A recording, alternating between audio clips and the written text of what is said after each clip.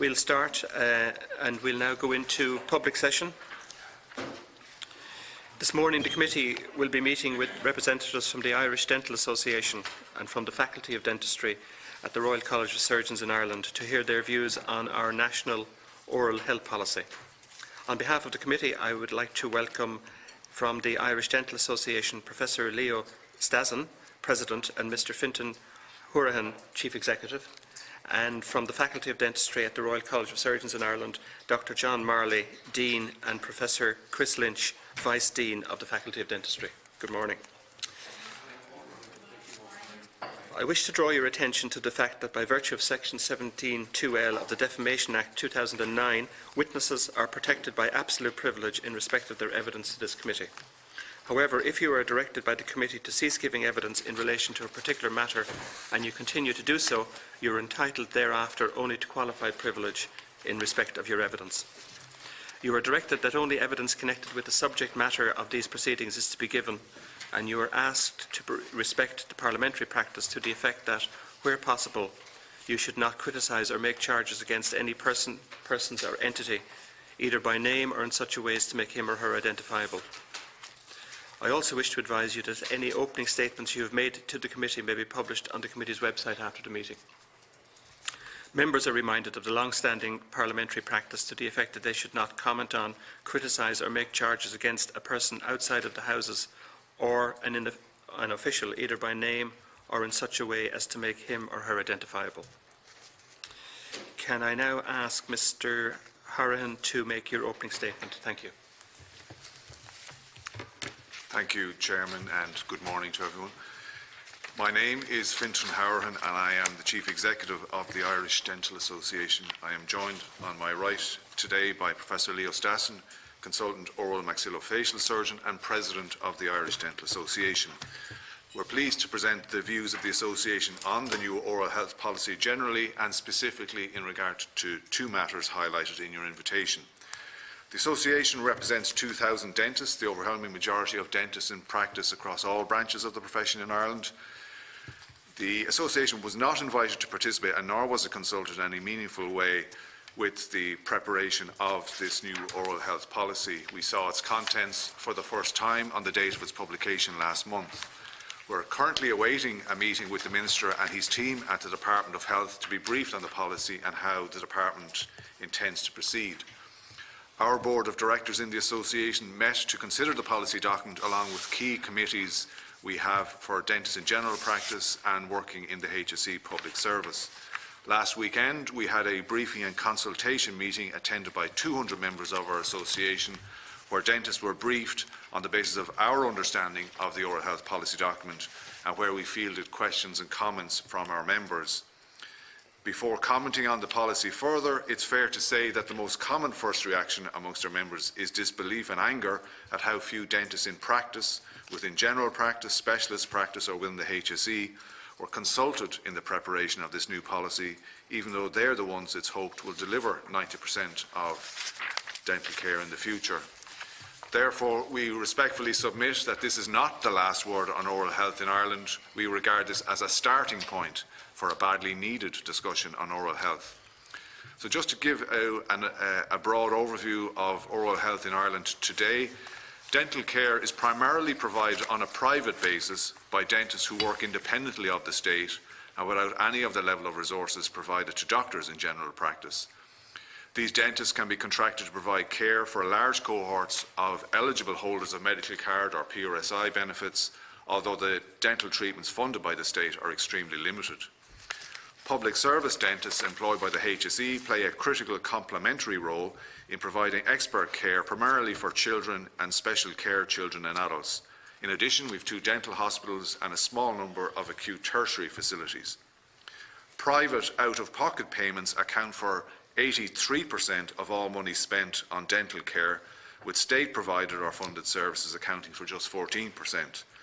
The latest CSO survey on income and living conditions published just before Christmas shows that almost a third of households with children where at least one person in the household had a dental examination and or treatment in the last 12 months reported that the associated costs were a financial burden.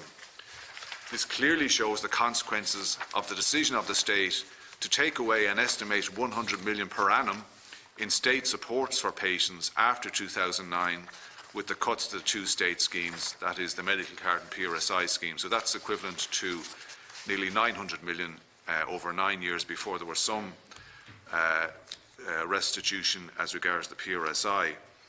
While oral health in Ireland is improving, most of the gains are being recorded by higher income groups in the main, and the resulting chasm in oral health status according to income is widening as a direct result of the massive cuts in state support. And in passing, we should say that the oral health policy fails to explain that the reported level of dental decay is seriously underreported by the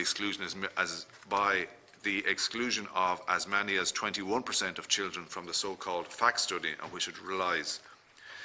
It is notable and very welcome, therefore, that the Minister for Health has identified reducing oral health inequalities as one of his two goals for the new oral health plan. Regrettably, based on our members' initial analysis of the plan, it seems certain that oral health inequalities will increase rather than reduce with the plan's proposals in regard to the provision of dental care and treatment. We see this as the inevitable consequence of moving from a targeted approach where HSE public dental surgeons directly target children at key age ranges of their development for dental services, including but not limited to prevention, restorative care and referral to secondary services where eligible. This approach enables those who do not attend to be identified and followed up. The policy's proposal is to redirect this service into general practice, where identifying risk will be dependent on attendance by the very groups who are both least likely to attend but also have the worst oral health and the greatest treatment need. There are some notable positives but also some obvious flaws in this policy. It is a positive development that finally we have an oral health policy to consider. It stimulates discussion about oral health, and that can only be a good thing. The focus on prevention, screening, the policy's provisions in regard to building links between oral and general health through a common risk factor approach, the proposals in regard to the dental workforce and professional development, as well as research and evaluation, are all positive developments. However, the policy's focus on prevention needs to be counterbalanced by the fact that prevention going forward cannot fix the significant amount of untreated oral diseases that are already present today. Our wish to replace the unfit for purpose medical card scheme and contract has been stymied by the declaration of the Department over many years that this couldn't happen until the publication of a new oral health policy, and it's also been an excuse for the delayed publication of new legislation to amend the existing 1985 Act. So we see the publication of this policy as clearing the pitch and allowing all parties to engage without delay in long overdue discussions on the state contracts and also the need for new legislation. The most glaring weakness in this policy is the section dealing with the provision of dental care and treatment. The headline proposal, at least according to the initial media coverage, is a proposal to extend limited free dental care to under 6s and eventually to under 16s. However, the plan offers no evidence to justify taking care of and treatment of children from the HSE public dental service. It might seem easy to suggest taking work from the HSE public dental service when it's been hollowed out and left to crumble over the past decade. As the number of eligible patients increased by 20%, the number of dentists and other key support grades in the HSE fell by 20%, with inevitable reductions in key targeted developmental exams and preventive dental work, and with the service largely reduced to an emergency dental service. The consequences for patients were inevitable and have unfortunately resulted as we predicted. It's therefore incomprehensible to our members in both the HSE public service and private practice that key aspects of the dental service are now to be privatised. Our members are gravely concerned that such a movement from a targeted, risk-based model to a demand-led model will be catastrophic for patients in lower socio-economic areas with high treatment needs. All dentists are upset at the risks posed by the new proposals in regard to continuity of care, the provision of emergency care for children, and the suggestion that the expert skill and experience of dentists in the HSE public dental service will be lost. They fear that the public service will ultimately prove to be a dumping ground when the unworkable model proposed, which our members believe is based on a failed and discredited NHS experiment, inevitably collapses. No mention is made either of how the current crisis in arranging dental care for children who require to be treated under general anaesthetic anywhere up to 10,000 per annum, we fear, is to be addressed. Equally, raising unrealistic expectations as to what general practice can or wishes to deliver in regard to treatment of children is also dangerous and suggests that the authors are seriously out of touch with the realities of general practice in Ireland. The provisions in regard to care and treatment of adults represents little more than a repackaging of the existing suite of treatments which were savagely cut in 2009, and a decision which every right-thinking person described as shameful at the time. In some cases, adult medical card patients could actually be left with even fewer treatments than they can currently access. More fundamentally, the policy offers nothing to the 60% of adults who don't have access to free or subsidised dental care other than very limited PRSI dental benefits. So we ask, why is there no support or funding towards the cost of dental treatment provided to those adults? Why is there no change in the tax relief being made available to adults? In summary, our members believe that the provision in the policy for the care and treatment of children and adults they regard as seriously flawed, economically unviable and operationally unworkable. A policy that is good for patients will be good for dentists, but our members feel that this policy fails patients. Any oral health policy has an obligation not just to use the resources of the state to the benefit of all its citizens, but to ensure the most vulnerable are first served by these resources. This is the ethical principle of justice and is a cornerstone of medical service delivery. The policy, as it has been presented, stands to fail this essential principle. Despite not being consulted on this new policy, the Irish Dental Association produced its own document entitled Towards a Vision for Oral Health in Ireland, which we would wish to see incorporated in a new oral health policy. We have sent copies to Minister Harrison and the main political parties, and we circulated a copy to this committee.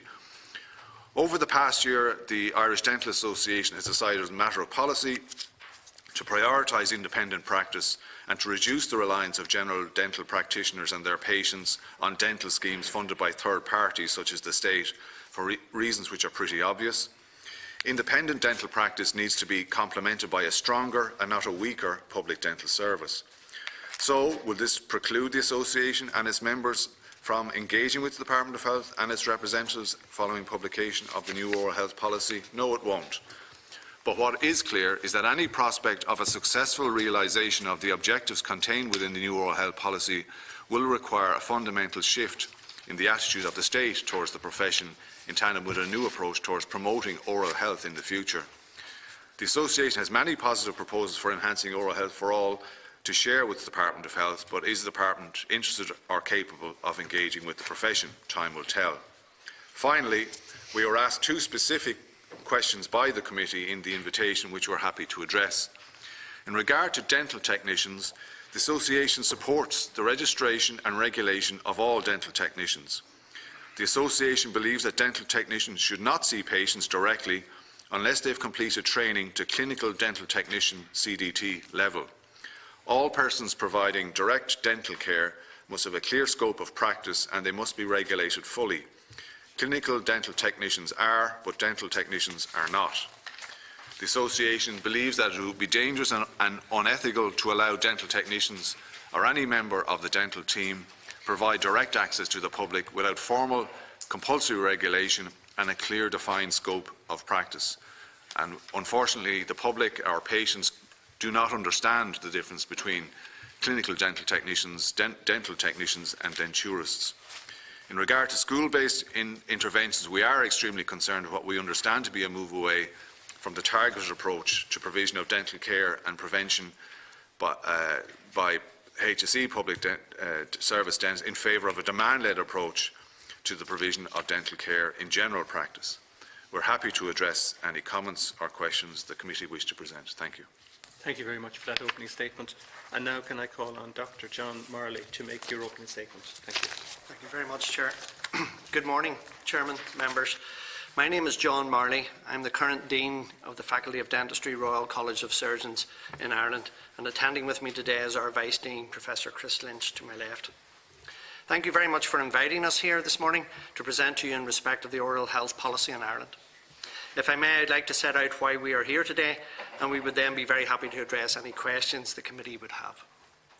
With regards to our history, the Faculty of Dentistry of the Royal College of Surgeons in Ireland was established in 1963.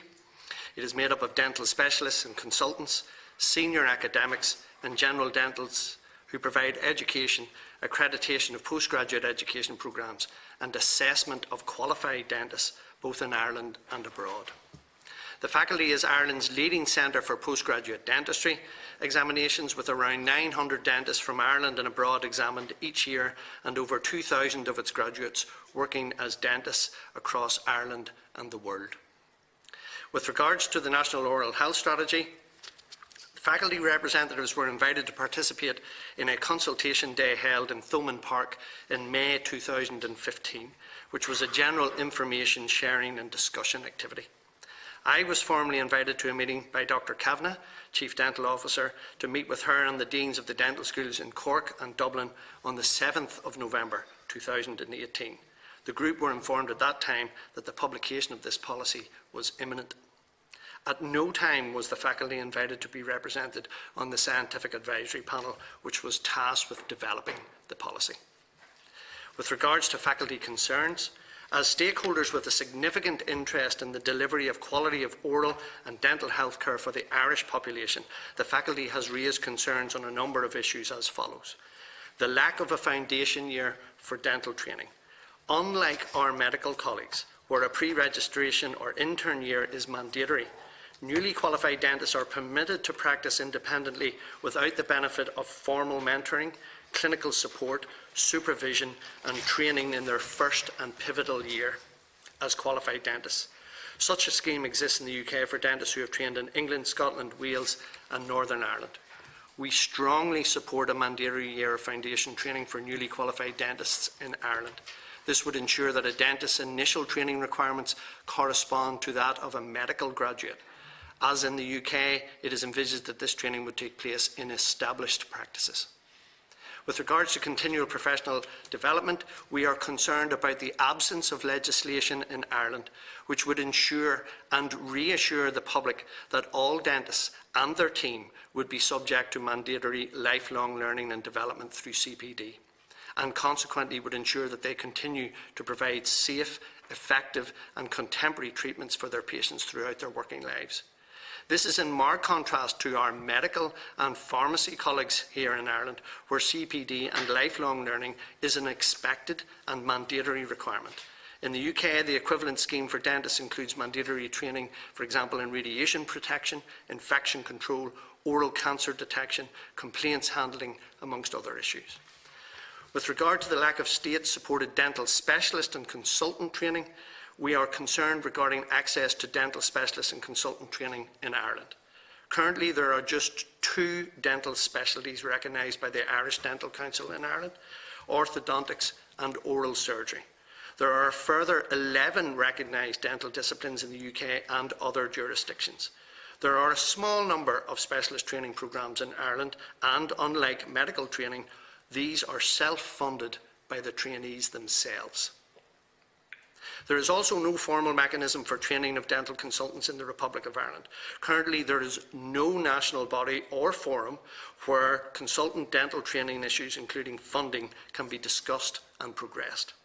As per Section 86 of the Medical Practitioners Act 2007, the Health Service Executive has a number of responsibilities in relation to the development and coordination of specialist dental education and training, and the subsequent alignment of this activity with dental workforce planning. We propose that this training should be expanded to include all dental specialties and consultant level training. And as for medicine, this should be funded by the HSE and Department of Health instead of personally by the trainees. With regards to the impacts, the lack of dental foundation training. Dental foundation training provides an important transition for the newly qualified dentist from the sheltered environment of the dental school to that of the rigours and demands of general dental practice. It follows that with the absence of a foundation year of training with protected time for learning and self-reflection in a supportive environment, the newly qualified dentist is immediately deep dived into a complex environment of independent practice without the safety net of the support and guidance that would be provided and is provided to their medical peers. DEF training has been established in a mandatory arrangement in the UK setting since the early 1990s. With regards to lack of legislation to mandate dental CPD, the Dental Council's Code of Practice pertaining to professional behaviour and dental ethics states as follows. All dentists have an obligation to maintain and update their knowledge and skills through CPD, and the Dental Council decided to introduce its voluntary scheme. As a voluntary scheme, it follows that in the absence of mandatory, audited CPD, there is an increased potential for patients not to receive as good quality care as they should expect and deserve. As occurs in other European jurisdictions, without this significant governance pillar, there is no formal mechanisms for dentists to demonstrate to their patients that they are keeping their skills and knowledge up to date. While we know that all members of the dental team are appropriately trained and qualified at graduation, there needs to be a formal mechanism to allow them to keep their skills up to date, continue to know their limits, continue to be able to recognise when to refer patients appropriately. With regards to lack of access to funded higher specialist consultant training, there are many potential implications for the current state of, or lack of, postgraduate dental training in Ireland. Fees payable for a 3-year university-based specialist programme can be in the region of €100,000 and is frequently a barrier to entry to such training. Talented young dentists who want a career in the public sector or academic dentistry in Ireland have only limited access to training programmes, unlike their medical peers. These young dentists are likely to leave Ireland in order to access these programmes of training in the UK, Europe or the USA, benefiting their dental health rather than ours, and at our expense at an undergraduate level. As there is no formal pathway for dentists to undertake consultant training in Ireland, any consultant appointments in Ireland are being made by equivalence, which is determined by individual institutions in collaboration with external assessors as part of selection and appointment process. This poses significant problems with appointments when specialists claim equivalence as a result of additional training. There is no clear mechanism to evaluate equivalence, which has resulted in competitions for consultant posts being abandoned. There are also concerns surrounding the quality assurance of training for individuals being considered for appointment to such posts. Most dental consultants in Ireland are in their mid to late 50s or their early 60s. Many are expected to retire in the next 3 to 5 years. With no formal training and the difficulties with assessing equivalence, there is an existential risk to the dental service in terms of expertise, experience and delivery of undergraduate dental courses. Such considerations raise concerns about the training of the next generation of dentists, dental hygienists and dental nurses in Ireland, as well as the leadership of dentistry through the 21st century. The position in Ireland versus other jurisdictions. Within the UK, dental foundation training is administered by 12 postgraduate deaneries in England and 1 each in Scotland, Wales and Northern Ireland. And currently there are in excess of 1,000 dental foundation trainees across the UK. Key exemplars of mandatory CPD requirement in Ireland are in medicine and pharmacy. In the UK, dental CPD is mandatory and overseen by the UK General Dental Council. Higher specialist and consultant training in all dental disciplines is available in the UK, which recognises 13 specialist lists. Our reform proposals are as follows. For a foundation training year, the faculty would support a compulsory year of foundation training for newly qualified dentists. This would ensure that their immediate post-qualification training requirements correspond to that of a medical graduate. These posts should be salaried and would complement the oral health policy objective of equitable access for dental care for all. With regards to CPD, the Faculty of Dentistry recommends the implementation of mandatory CPD through legislation as a matter of urgency. There are several possible models, including that of the General Dental Council of the UK. This will require new legislation. However, we feel that this development would provide significant external reassurance and oversight of the commitment of the Irish dental team members to safe delivery of quality oral health care for the patients in Ireland. Lastly, in regard to specialist and consultant training, the Faculty of Dentistry recommends an expansion of the current list of recognised specialties through new legislation as a matter of urgency. The Faculty of Dentistry also recommends the creation of a specific dental body which has as its responsibility the setting and the QA of consultant training programmes in all dental specialties.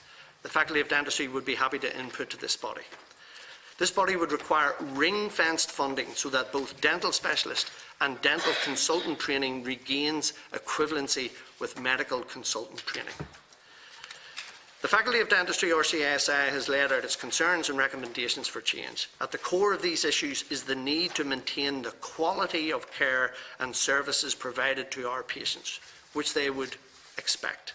I am happy to respond to any further queries, as is Professor Lynch, on the issues I have outlined. Thank you very much. Thank you very much, Dr. Marley.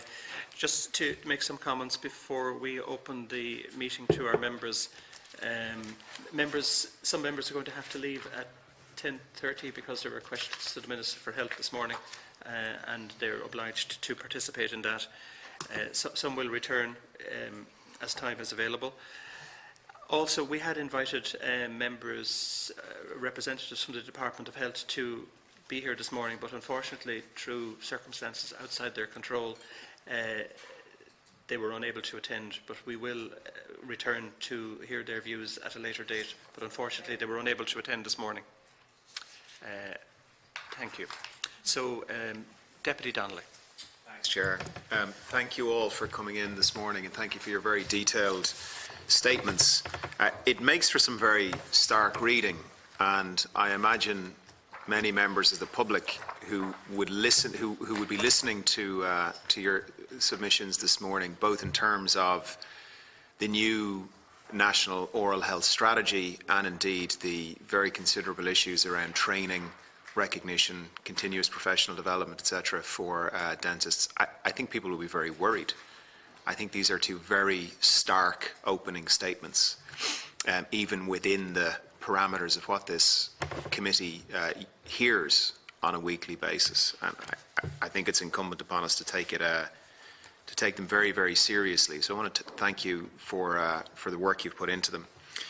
Could we start with the oral health strategy? When I read your opening statement, I was exasperated, but I guess not surprised to hear that yet another healthcare strategy was being developed and rolled out and printed and launched and tweeted without talking to the medics about what they thought might be a good idea. And I think you haven't pulled your punches, and I don't blame you.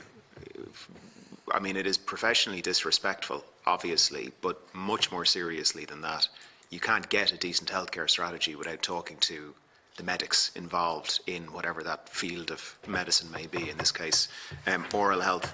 Can I ask you, the level of exclusion of consulting dentists from the oral health strategy seems quite extraordinary. Can I ask you to begin with, do you have a sense for why you were excluded from inputting to a strategy that ultimately your members are going to have to implement?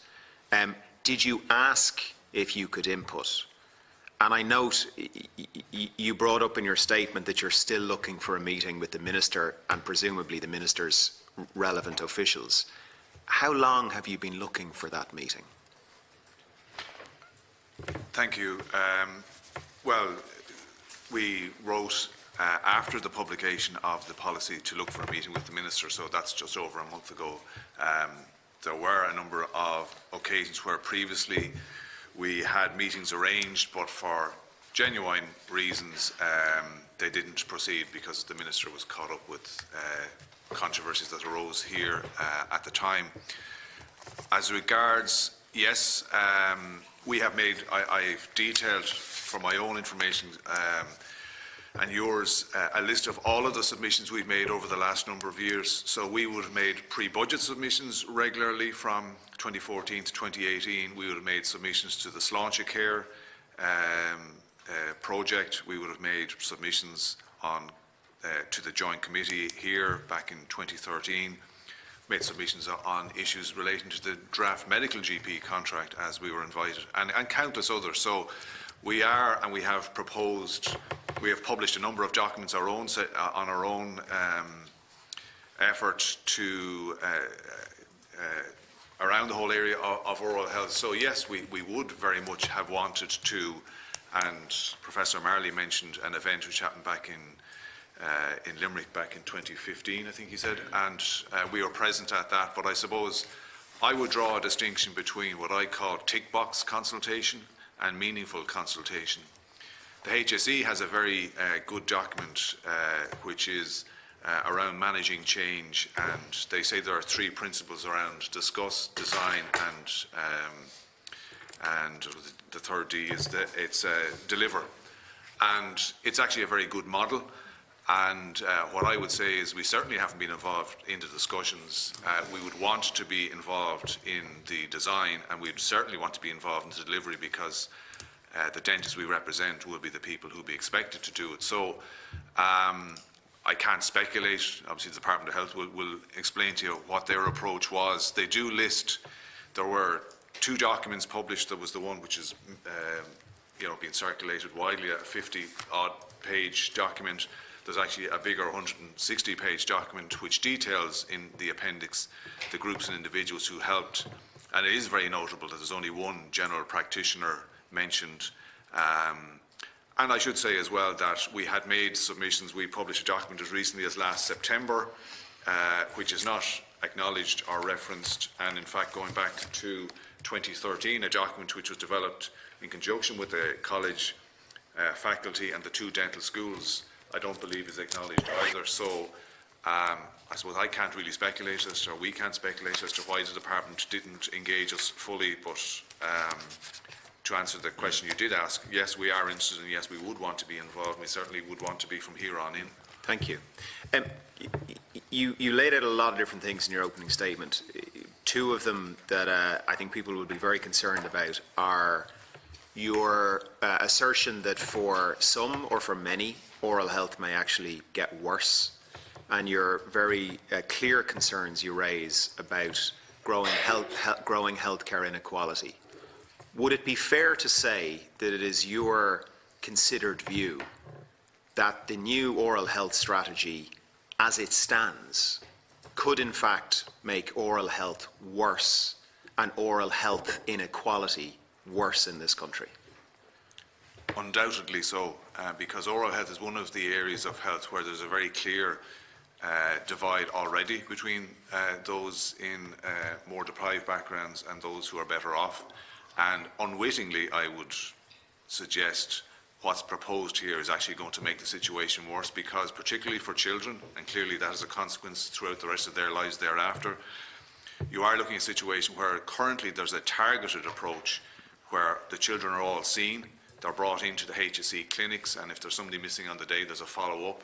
So they're seen, and while in theory they should be seen at 3 different age categories throughout primary school, because the numbers of dentists are insufficient, that hasn't been happening.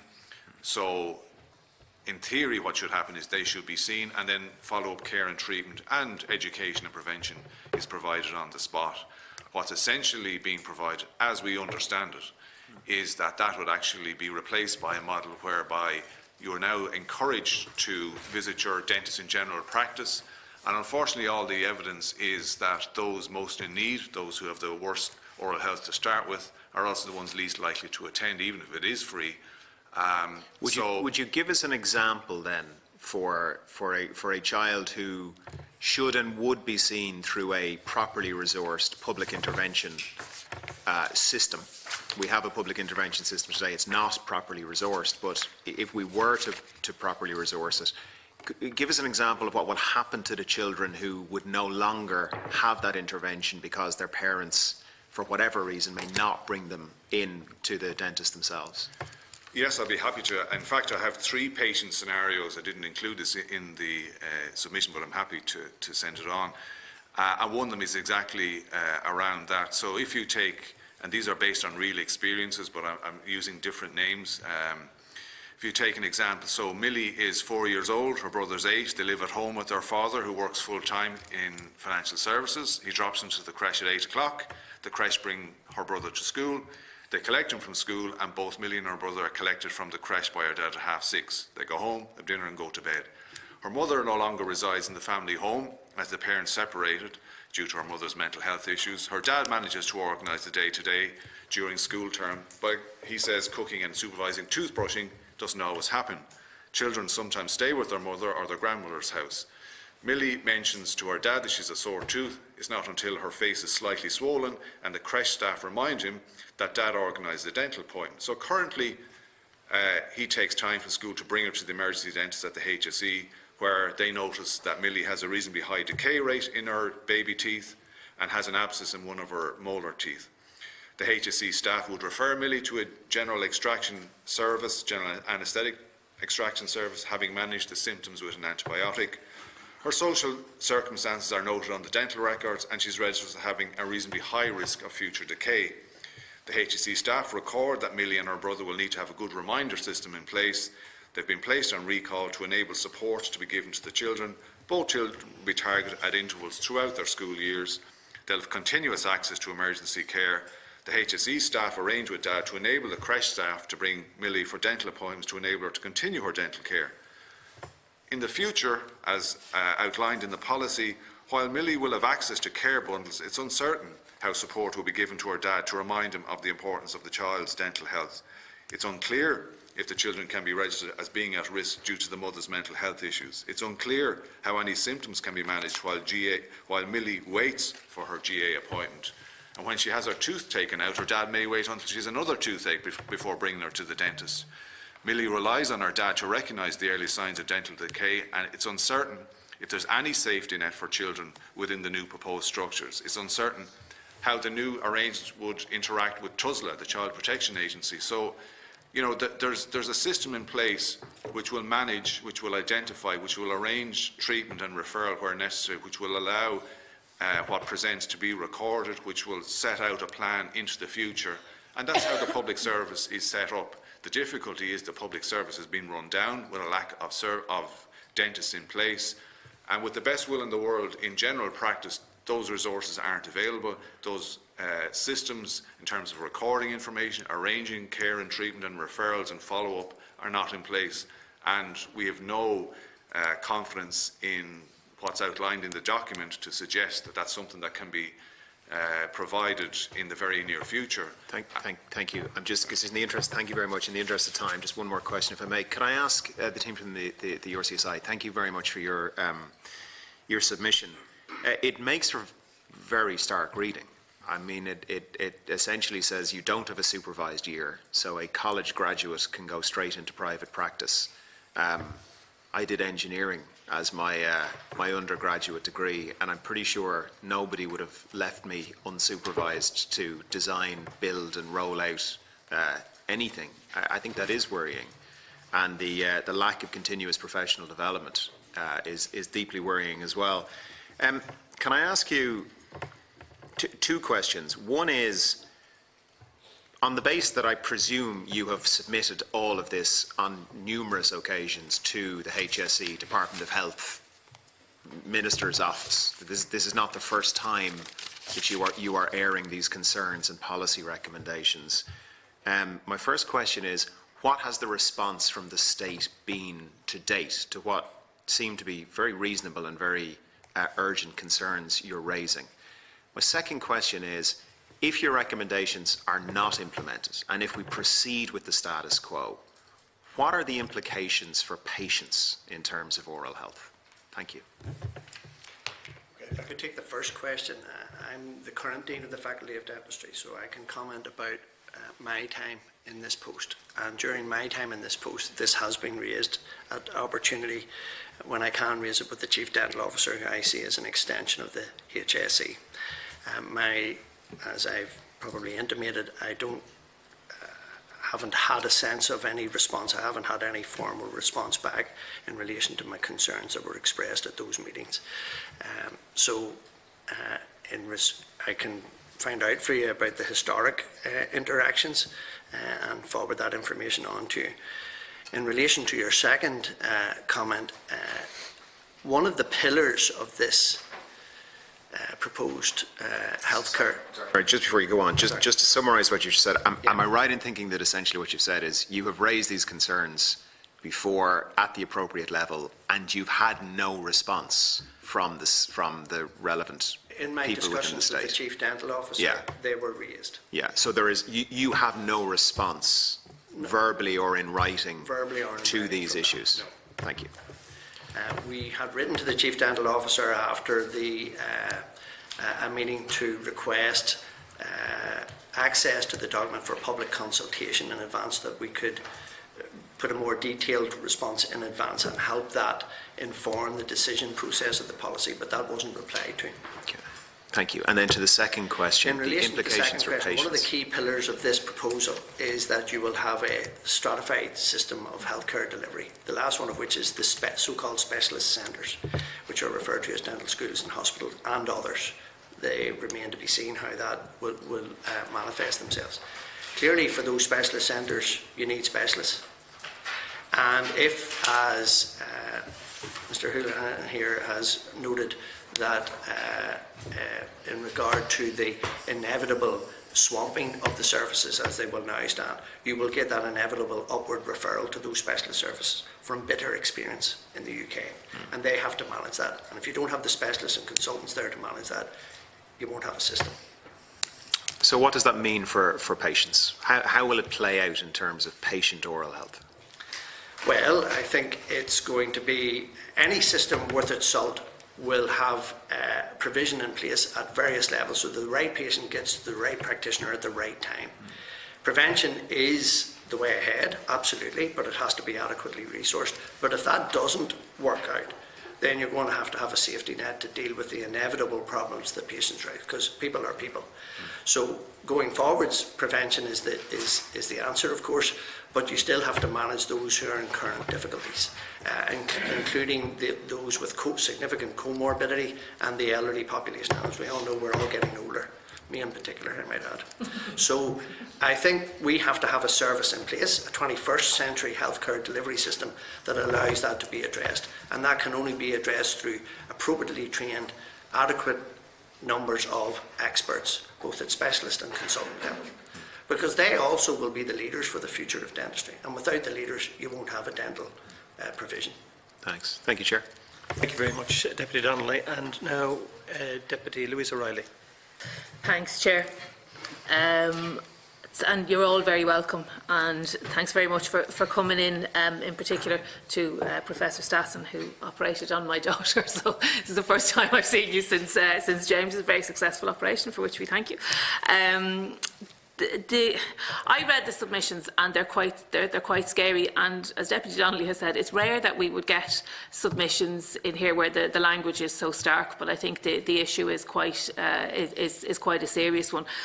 I'm very concerned about the exclusion of the relevant health professionals and the representative bodies from the consultation process, and I'm wondering if either group might have a view on why you were excluded and why it would be in the interests of the department. And I'm very disappointed, and I'm sure they have a very, very good reason for not being here, but I am actually very disappointed that the department are not here as well, because I think that would round out our discussions, and I fully appreciate they've sent their apologies, but I think it possibly would have been better if we'd been able to speak to them at the same time, or a part of a separate session on the same day. But I'm just wondering, do you have a view as to why you were excluded? So, do you have a good working relationship with the department? Would you be in? Fintan, you and I would have previously had occasion where we would have interacted on. Possibly felt like a daily basis, but definitely a monthly basis with the HSE in formalised meetings where issues of concern were raised. Is there a similar setup in dentistry? Is there anything like that at all? And you might offer a view as to why you feel you were excluded.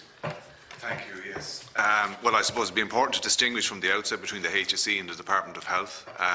So this is a Department of Health policy, so as you've alluded to, we have plenty of experience of engagement with the HSE, which, for all that it can be difficult at times, there is a structure and there is a basis to it.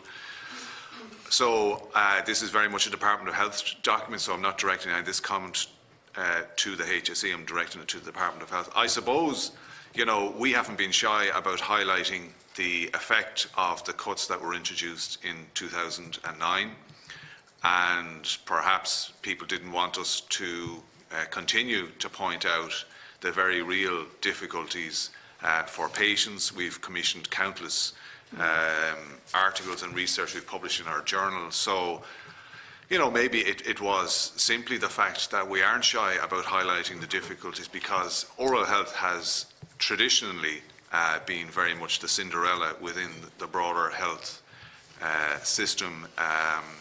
To give you an idea, you know, and as would be known, I worked previously with the Irish Medical Organisation, so I commend them for their efforts, but to distinguish between, you could have patients going to see a doctor in general practice and a dentist in general practice, and I know the chair is a doctor in general practice, so there is very significant funding. The Department of Finance, prior to the most recent set of negotiations, estimated that in terms of grants, allowances, supports to doctors in general practice, you're looking at about 135 million a year. With dentistry, you're looking at zero. So dentists have had a very, I suppose, sanguine view about the interest of successive governments in oral health. We don't shy away from highlighting the impact of not supporting oral health from the point of view of patients. And so perhaps it's because we are as vocal as we are that we probably weren't brought into the fold. But what I would say in our defence is that we have a track record of innovation. Ironically, when the current Taoiseach was the Minister for Social Protection, we negotiated very successfully, to our mutual satisfaction, changes in the dental benefit scheme. We have been involved in innovations such as the establishment of a dental complaints resolution service, which is recognised as a model of its type. We have been involved in advocacy in a mouth cancer awareness initiative, which is an annual initiative without support from the state or the HSE. So we have a track record of innovation, we have a track record of independence and speaking out for oral health, and if that's why we're being punished, I suppose that's the only explanation I can offer. Yeah, that's very regrettable. For yourselves? I suppose that's a question you have to ask the government. I mean, to bring up what Fintan had said earlier about meaningful engagement. If I was developing a healthcare policy, I would want to engage the main stakeholders proactively. I'd want to listen to what they have to say. I'd want to return commentary on that as a show of respect, but also in terms of, and I would want to make that contemporaneous return on that, and I would want to then, through action, show that that input was valued. I don't see the evidence of that within this document from the perspective of the Faculty of Dentistry and our concerns about postgraduate training. Yeah, no, and it is very regrettable that the very people who are going to be at the front line of implementing any strategy are the ones that have been excluded. And I mean, I have my own view as to why that would happen, and I want to record that, and I think we'll all share the same sentiment. It is very regrettable that we're sitting here talking about a discussion document over which you had no input. With regard to the number of vacant consultant posts, so you gave us a bit of information about the age range and confess to age, and yourself, I'm going to have to confess to the same. So we're all going in the one direction. Are we facing a sort of an age-related cliff with regard to consultant posts, the level of vacancies plus the level of retirements and the lack of consultants coming through, or those who are leaving and not coming back? Is there an issue with that? And do you think if we had a more formalised system of CPD and training, that we would be able to resolve that issue and head it off at the pass? Well, it's a very good question. I mean, the idea of replacing the specialists and the consultants at that level is all about successional management, and part of successional management is planning ahead from the undergraduate, as part of the whole continuum, the undergraduate continuum right through the postgraduate continuum. So if you're not doing that, then don't be surprised that you're not generating the people that you need at the top end of the pyramid to deliver that leadership that you require and that expertise for those very sick individual patients with comorbidities, elderly, special care dentistry, etc., all of those individuals. I'm going to defer to Professor Lynch, who's currently a consultant professor within one of the dental schools in Ireland. And perhaps, Chris, you could comment. Thank you, John. Thank you for meeting us this morning, and thank you very much for your interesting questions. It's quite engaging sitting on this side of the table that you can feel how the panel members feel on the subject by the level of the questions you're asking us. So thank you very much. I think I would agree with a lot that Fintan has already said and what John has said. I think we are facing a people power crisis in terms of successional planning within dentistry, within the leadership, within services and within the profession in Ireland. And I think it relates to a number of issues on the specialist training aspect, such as a lack of a framework for training individuals who wish to train, the lack of funded opportunities, and I think also the failure to recognise the relevant specialist lists. I think that is a big problem. At the moment we're operating under the Dentist Act from the mid-1980s, which was published and enacted when I was in, I think, 4th class in primary school. And, we have 2 recognised dental specialties in Ireland. I mean, I've recently returned to Cork after 11 years working as a senior consultant in the UK, where there were 13 dental specialties.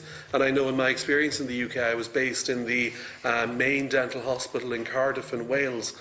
We had a network of individuals around us where the management of very complex and needy patients was quite straightforward by the range of access to services.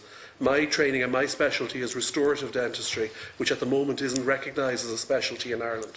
In the UK it is, and I was involved in the management of patients who, for example, had head and neck cancer. They would have areas of their mouth removed due to the nature of their disease, and my job was to put things back, to rehabilitate the patients, be it via implants or plates. And I'm also involved in treating patients who have a condition called hypodontia, which is where they're born absent certain teeth. And again, the network that we had was much more established.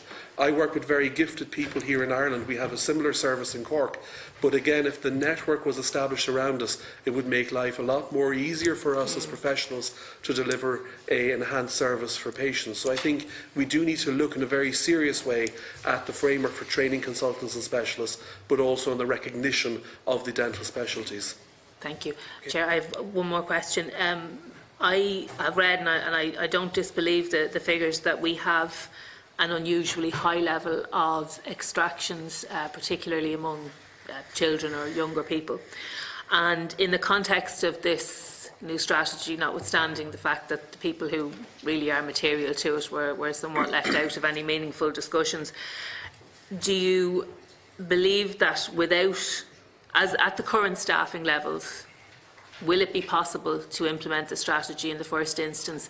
And at the current staffing levels, attempting to implement this strategy, is it going to make any class of a meaningful difference to the high levels of extractions? My read of this as a complete layperson is that the high level of extractions particularly among children, is an indication that they're certainly not getting their 3 checks in primary school. I mean, I can hold my hand up to that, although it's a good while since I had any interactions with a primary school, but it definitely wasn't. It wasn't 3 times. I think it might have been once, other than when we would have taken it ourselves. But given the strategy, are we going to see any meaningful reduction in the at the current staffing levels? Is there any hope we'll see any meaningful reduction in the level of extractions? That's assuming I'm correct in saying that that's a flag for, for difficulties and for missed appointments. Thank you. I'll take that. First of all, when the government introduced a change and reduced the level of dental treatment available to patients, we saw a significant increase in the number of children who were presenting for dental extractions, both in the hospital and in the HSE extraction centres. It is actually frightening when you see the amount of damage that does to a child, to their future. It frightens them of prevention, it frightens them of everything. The new oral health policy does talk about prevention, which is excellent, and we support that completely. The problem is that it takes time for prevention to work. We believe that the present structure, the packages that are in place, is going to actually detract from the ability to look after children, particularly those with special needs. And we honestly believe that there will be an increased need for extractions, not only in children, but in adults, with the way the provision of this policy is in place. So I hope that answers your question. Are there enough people to actually undertake the treatment in the public dental service? No. In the hospitals? No. The waiting lists in both of those areas are very, very significant. And what this will do, if it was implemented, and that's the important thing, is send these patients to general dental practitioners who in many ways could not cope with the requirements that the government are asking them to do. This whole policy, there was no discussion, and it was very unfortunate. We believe is going to increase inequality in dental care for all patients, young and old, and we think that is very serious. And we want to work with the Department of Health. We certainly welcome national health policy, but there are so many flaws in what's been produced, and it basically is a computer programmer producing a computer program without discussing with the people who need to introduce it. Thank you very much. Yeah, and thank you. And I apologise, but I have questions in the chamber, so I have to leave. But I'll come back if you're still here when that's over. Thank you, Chair. Thank you, Deputy O'Reilly. Now we're going to move to Senator Colm Burke. Yeah, thank you very much, Chairperson, and thank you indeed for your presentation this morning. Could I just deal with the whole issue of the trainee, newly qualified dentists, and the whole structure, because there seems to be quite a concern about the structure here, and maybe we might get some clarification on that. First of all, what is the number of people that are coming out each year who have completed the degree course in the two dental colleges? What kind of numbers are we talking about, I suppose, number one? Number two, my understanding in relation to dental training that there is some training as part of the whole degree course, and maybe you might give us some outline of that. And number three is that when someone comes out with a degree in dentistry here in Ireland, I know you referred to the fact that in the UK the person has to do an intern year of 12 months. What happens with a dentist who's qualified in Ireland, and if they go to UK in the first 12 months, what's the procedure there? Are they able to get into an intern position there, or maybe you might do some outlining of that, because I'm just, normally, for instance, you're taking the whole medical area, we have people go into the first 12 months after qualifying, people get an intern year in the hospitals, and it seems to be very structured, but we don't seem to have that here in the dental, in the whole area, dental, people with a dental qualification. And maybe you might give us some outline of what the process is here at the present time in relation to numbers. Perhaps if I could ask Professor Lynch to address the numbers for the dental schools in the Republic of Ireland in totality, and then I can give you some figures in terms of expected costs, etc., for that, and some idea on top of what Chris is going to talk about in terms of the pathway. Thank you, John. Thank you very much, Senator Burke. We have two dental schools in Ireland, one based here in Dublin and one in Cork, where I work, and we graduate approximately 50 students each per year at the moment. So we're looking at an emerging dental workforce of the region of about 100 individuals per year. If you include the north of the island, that'll be another 60. So 160. Okay. So in terms of, if I take, for example, the training programme, foundation training programme in the north of Ireland as a reference point, would that be useful to you? Yes. Okay, so there are approximately 32 places. Those places, along with places within Wales, England and Scotland, are advertised at a national level. So there is national recruitment for those over the past 3 to 4 years, if memory serves me correctly. So the individuals who are about to graduate with 6 months or so to go, they will undergo national recruitment interviews and then be placed based on their rank order into the various regions within the UK. The cost per trainee in the north of the island would be in the region of £60,000 per person. That includes various sundries in terms of travel expenses, etc., but that's a rough cost. That's for foundation training. In answer to your question in relation to access for Republic of Ireland graduates, they will find it very difficult to get into the UK-based foundation training programmes, if at all. So what is happening when they come out here in Ireland? What are people doing? I mean, they're obviously coming out with a degree. What is the process then? I mean, they're not opening, I presume, someone who's just qualified wouldn't even get insurance to open on their own. They probably would have to go into an existing practice. So based on, and I'll defer also to Fintan on this, but based on the evidence I've accrued from the academic reference group who helped inform this health policy and the publication in 2016, there are just over 2,000 dentists undertaking private work for a population of about 600,000 patients who pay. So presumably they fall into that or enter into that marketplace. There are, as of 2016, only 350 health board salaried dentists. Maybe Fintan, you could comment further. Yeah, so it would be most unusual for a dentist on graduation to set up their own practice. It's theoretically possible, and it would be possible to get in professional indemnity insurance, but it doesn't tend to be what the dentist would choose to pursue. So to answer your question, there will be traditionally the route was for dentists to travel to the UK, and they were able to access training scheme places in the UK. For administrative change reasons, that's no longer viable. So there would have been a vocational training scheme, but it never had more than about 12 to maybe 20 places, but that was abolished here in 2010. So to answer your question, what happens today, some people will go abroad, some people are now going to Canada, they're going to the UK, they're going further afield. Some people will apply for work in the public service, but opportunities are very few and far between. And other people will look to be taken on as what's known as an associate, which is a fully independent practitioner seeing patients, but within a practice where there's a senior dentist present. But there is no, so you'd be familiar with the medical model in general practice or in hospital specialties with the general practitioner training program.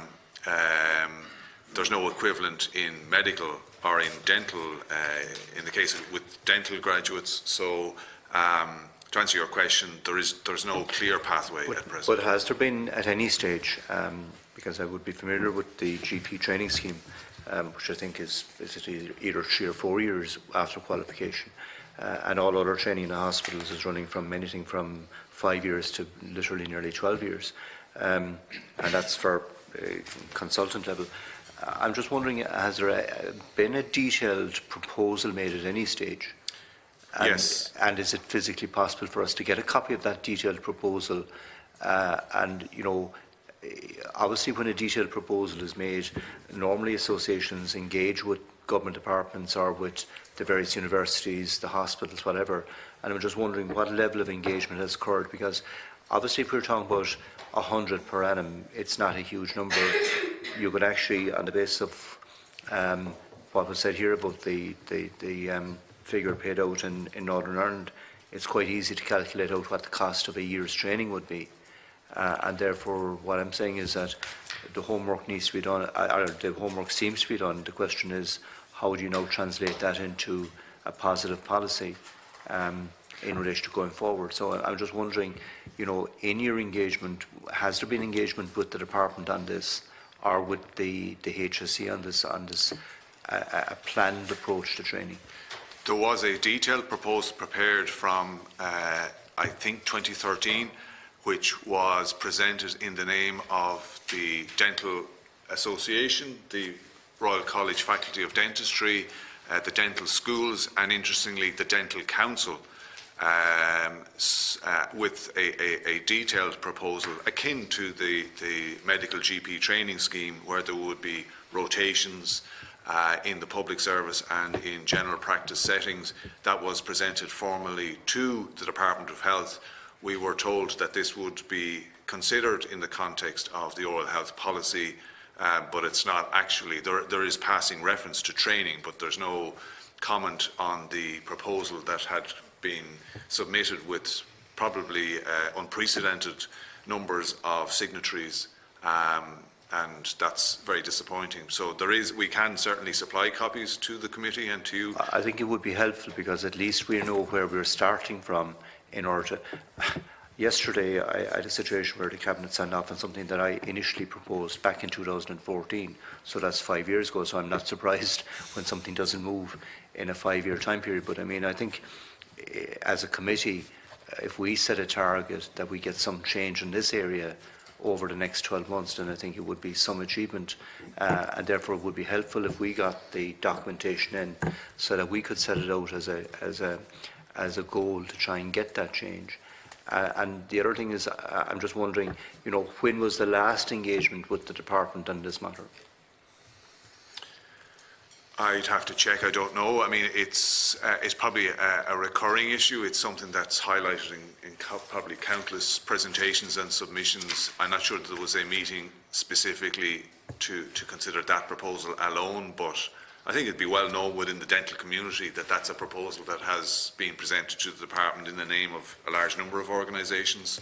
It's referenced in quite a number of documents. So I suppose in the last while, the department's focus has been on this oral health policy document, so we were waiting to see. So I can't answer your question as to when the last engagement on this issue per se was. The other issue that I just wanted to talk about is the CPD training. I'm a qualified solicitor, so I have to do, I think it's 21 or 22 hours CPD training per annum.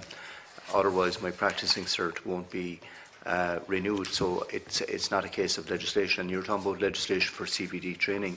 I'm just wondering, is there, I presume that each dentist has to renew, obviously they have to renew insurance every year, but I presume there's other, do they have to get a membership of the, is there a structure where they have to pay into every year?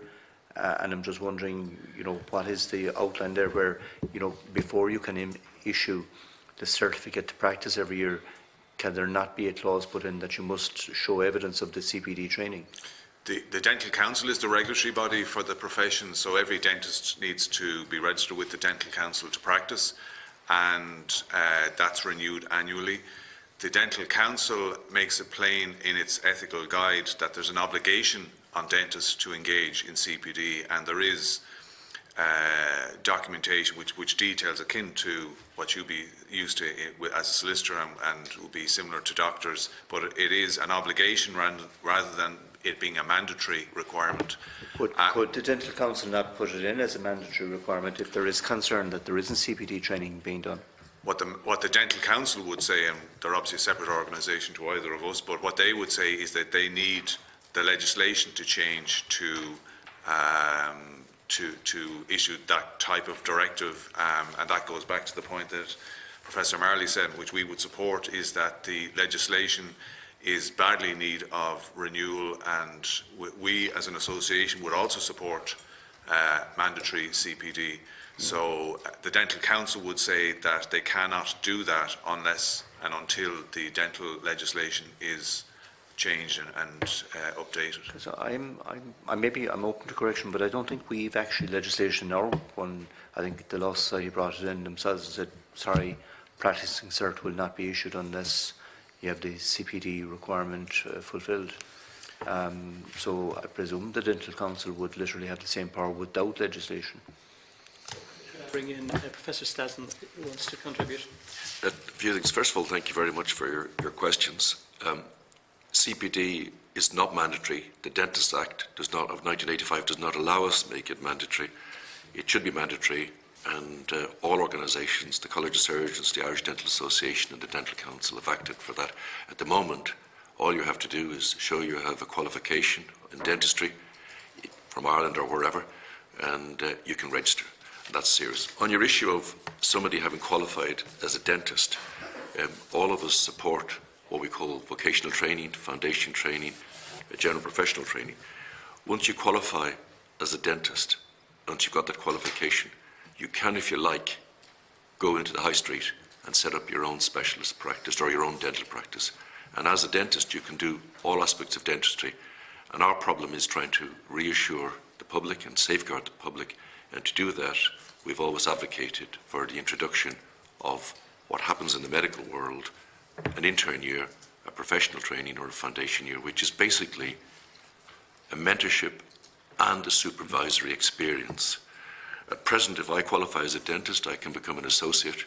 I work for somebody, but I still remain an independent practitioner, and he or she cannot tell me what to actually do. It's a very poor situation we're in. Okay. You've probably seen this document. Yes. Which was advertised. And so if I refer you to page 40, 41, 42, you'll see there are priorities and action points in that. And the department talks about 9 priorities over 3 years that they would wish to see actioned. But within those, there are 16 action points.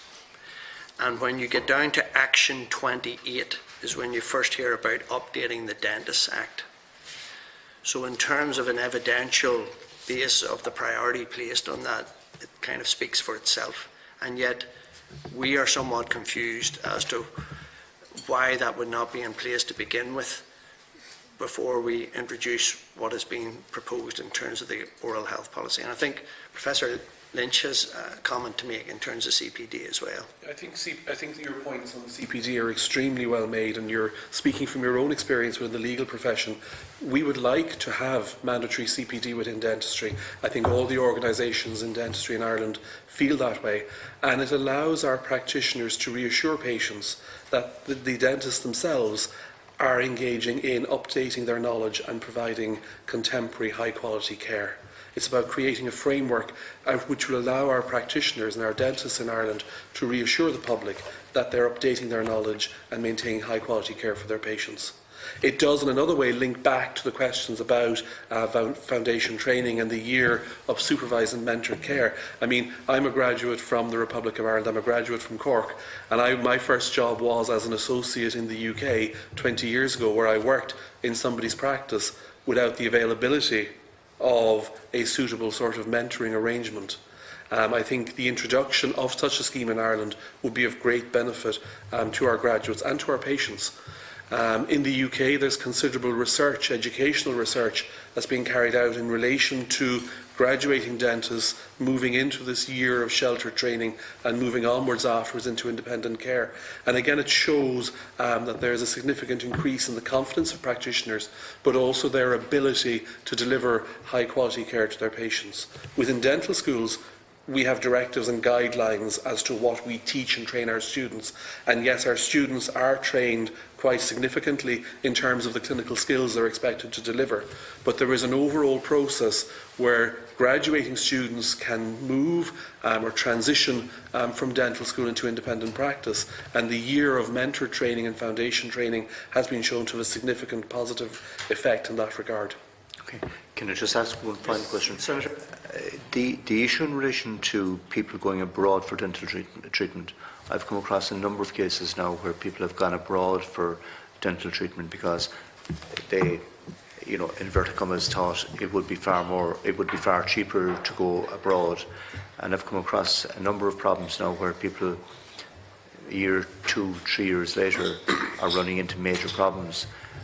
I'm not clear that we have a sufficient warning system out there on this issue, that just because it's cheaper doesn't say it's better, or sorry, that it's value for money.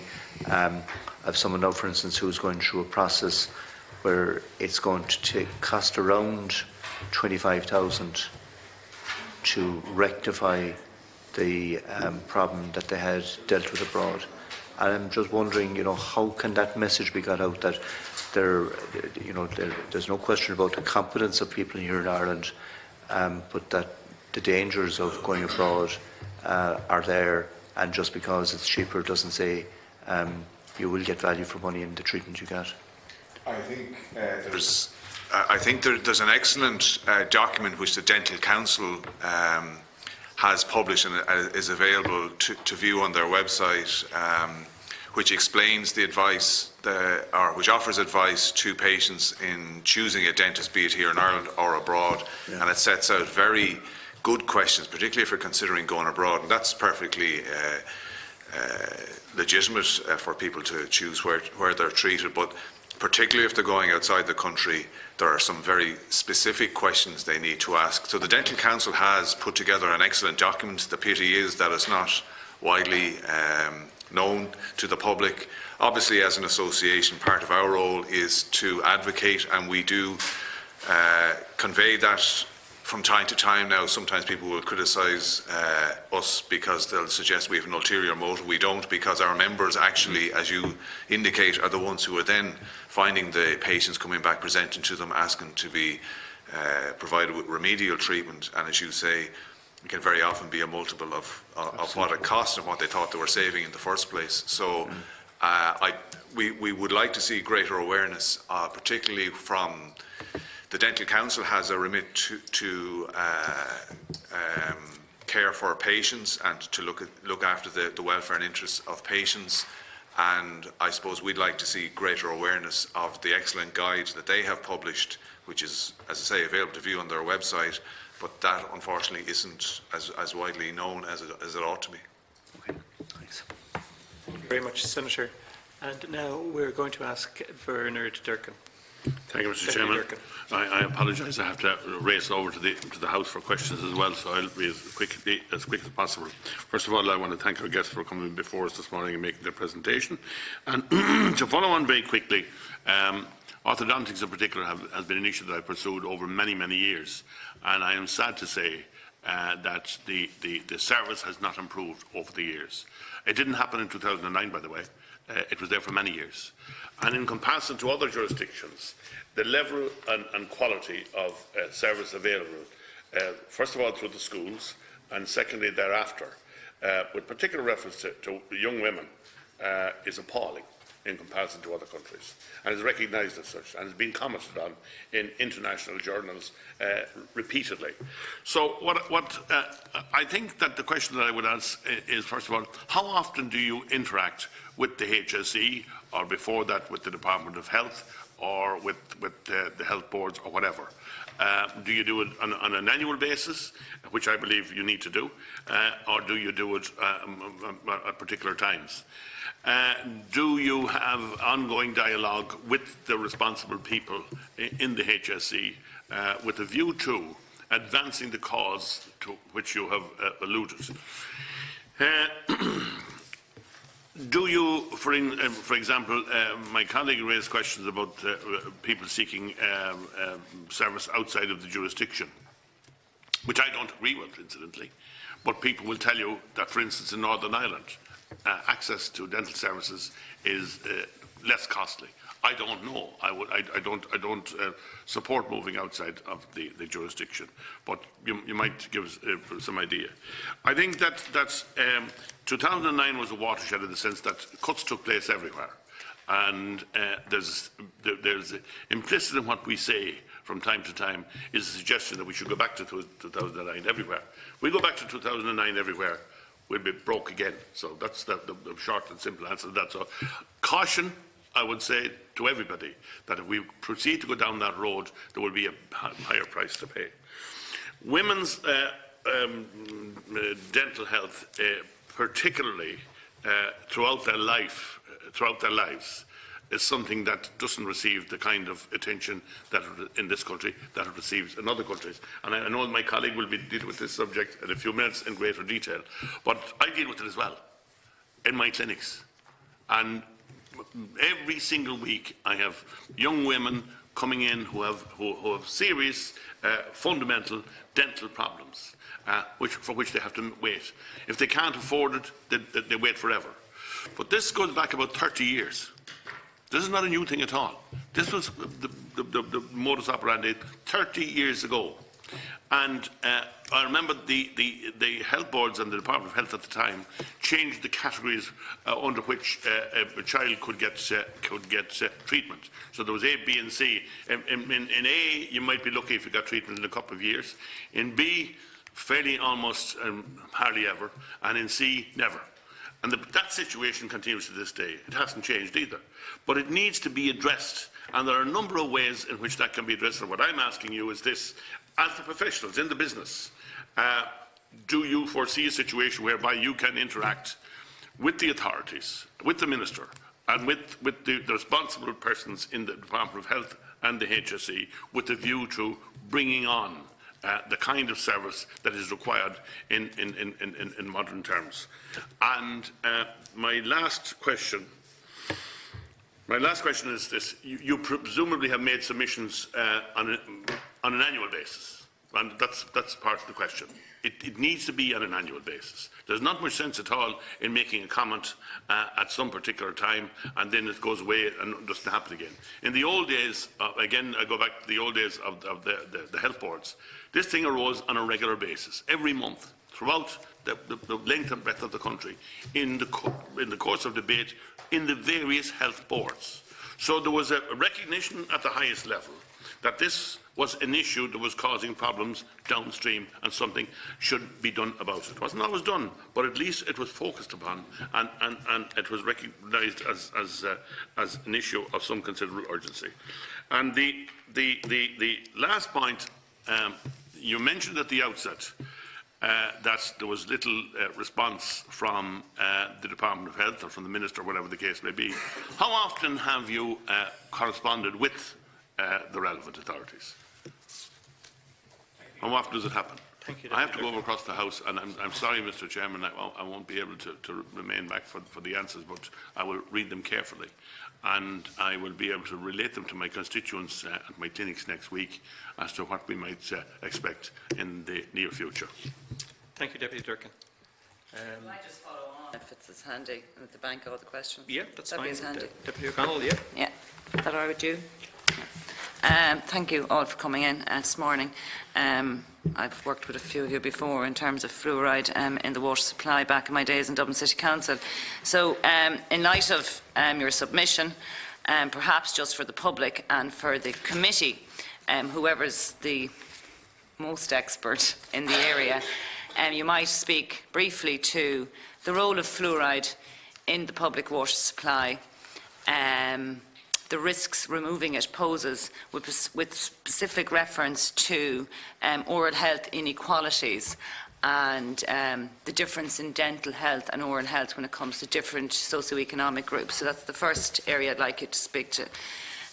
Secondly, as a current pharmacist in Ireland, I have been long concerned with prophylactic antibiotic use in young children awaiting dental care. So children with enamel hypoplasia and such conditions where the waiting list is so long for treatment and they require treatment that, as you know, but I'm trying to explain it for the public, children are often put on a continuing dose of antibiotics. And I've seen cases of over a year. Perhaps you've seen worse than that. So just so we know what we're dealing with here, that children are, and have for years, this has been the way it's managed. So it's not a case of if you're waiting for a hip op that you take a few painkillers and you suffer for months. In the case of children, it's a huge portion of their young life can be spent on oral antibiotics, that if they got a treatment earlier, they wouldn't need those antibiotics. So perhaps as professionals you might explain the impact of this on the children, their long-term health, but also the negatives associated with long-term antibiotic use, when to my mind, if we had enough capacity, this wouldn't happen. A lot of conversation in the last few years, thankfully, about HPV vaccination. Perhaps whoever's the expert on it could speak briefly to the rise in head and neck cancers, especially amongst young men, and how this has impact on your role as the people looking into the mouths day one, and the strain it has on your particular service, if it does, and your position perhaps on the rollout of the HPV vaccine to young boys. Now, to go back to the fluoride and the socio-economic, also the role of diet and junk food diets in young children, especially dried fruit and things like that, things that are very, very bad for teeth. So in terms of, have we done enough to educate young parents? I know juice is the devil in dentist world. I know dried raisins are the devil. I have young children myself. But there's a lot of lack of information out there, I think, for young parents, or for parents full stop, young or old, in terms of you would think that giving freshly squeezed juice or dried fruit to your children is good. So is there a public piece there to be done in terms of at the point of delivery of a baby, or at the public health point, where people can be educated as to how to prevent dental decay and extraction in young children? In your submission, you referred to the role of dental technicians and about direct access to the public. If you could just speak a bit more to that, and I might ask some more questions. I know what a dental technician is, obviously, but I would be very concerned about the interface, the clinical interface there, and your clinical specialists. You're regarded as doctors, and you get the doctor title as well. So, could you just speak to what that move is? I don't really understand it from the submission. Is it almost like somebody can substitute for you? Perhaps someone could inform me a bit better on that, and I might ask some more questions. That'll do for the minute, and I might come back then. Thank you. Thank you, Deputy O'Connell. So, If I, Dr. Marley. Thank you, Deputy O'Connell, and also Deputy Durkan, who's left the room at the moment. If I could just deal with the common theme between your first two questions, which is the idea of engagement. It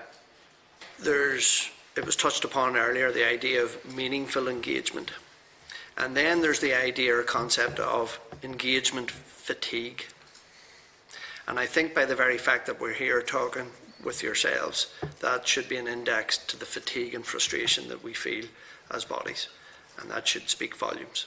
I'm going to hand on to Fintan through the chair to deal with the other issues, as I'm not an expert in those. There's a number of clinical matters which were raised by both Deputy Durkan and Deputy O'Connell, which I'll ask Professor Stassen to. He's eminently qualified to deal with. But just to supplement what John has said, we have very regular engagement with the HSE, far more frequent than annual. We have regular engagement with the Department of Health. I suppose over the last number of years, pretty much the standard response is, well, that'll be considered as part of the oral health policy. We now have the policy. As I said, it's a basis for discussion, and we intend to approach it on those terms. In relation to, I'll just talk about orthodontics, Deputy Durkan raised, there have been, as he correctly says, problems with waiting lists, and the demand for orthodontic care and treatment far precedes 2009. And we would say that there has been a report commissioned by the HSE into the orthodontic services, which has not been published and which we would like to see published. We're aware there's another recent controversy, and there'll be a report published imminently on that, and we're very keen to see both those reports published sooner rather than later, and to see what issues arise. But there's no getting away from it. The fact is that there's insufficient capacity in the public service to offer the care that's required. The index of treatment needs system, I suppose, is a way of dealing with that and rationing what can be provided with the available resources. So there's no getting away from it. It is a resource-related issue. As regards the regularity of our submissions, you know, we take the point that it's something that you have to keep making representations on. I would turn to Professor Stassen to talk about the issues of fluoridation, antibiotics and HPV and technicians, if that's in order. Thank you very much. They're all very good questions, I have to say, and I hope I can answer some of the questions you've put. I'll talk about the HPV vaccination first. There's been a lot in the newspapers and in the press and in the government talking about cervical cancer and the problems that it's created for women in general, but also very serious problems for how medicine and surgery deal with them. HPV vaccination has been shown to be protective, significantly protective, and it's very useful, and it's been given to many of the girls for many years, but it should be given to boys. It is without a doubt one of the most life-saving things that could be produced, and if that had been introduced, and it wouldn't have been obviously at the level in the past, we wouldn't be where we are now with these court cases and the threats to all the issues of cervical screening, etc. With regard to the input, I do an awful lot of mouth cancer. I treat over 100 mouth cancers a year. There is a significant increase in the amount of mouth cancer, in particularly oropharyngeal, which is directly related to HPV. And that's putting a significant stress on our system in providing care for mouth cancer patients. But how it reflects in dentistry is important, because many of these patients who have mouth cancer are picked up by dentists and by pharmacists, by the way, and by doctors, but they often end up with us. Many of them require radiotherapy, and they need screening by a dentist prior to actually having radiotherapy. And you heard Professor Lynch talk about that. They need screening by after their radiotherapy with regard to the dental care and the risks. So HPV is an absolutely no-brainer, and I would hope this committee would push it as strongly as it can for both girls and for boys. We then come to enamel hyperplasia, but we're really talking about caries, infection, and other problems in young children requiring antibiotics. Antibiotics is not the treatment for caries. Prevention is how it should be managed, and that also should be followed by early detection and protecting the teeth and saving the teeth. And a tooth that develops an abscess and requires an extraction is a failure of a health system and a failure of dentistry. So I agree with you completely. Antibiotics are not the treatment is prevention, and if they do have an abscess, the treatment is probably a root canal treatment if possible in the older population, and possibly in the child, extraction of the tooth, and we can't actually provide that, and that needs to be addressed. Enamel hyperplasia is a very small part of the story. Caries is the big problem.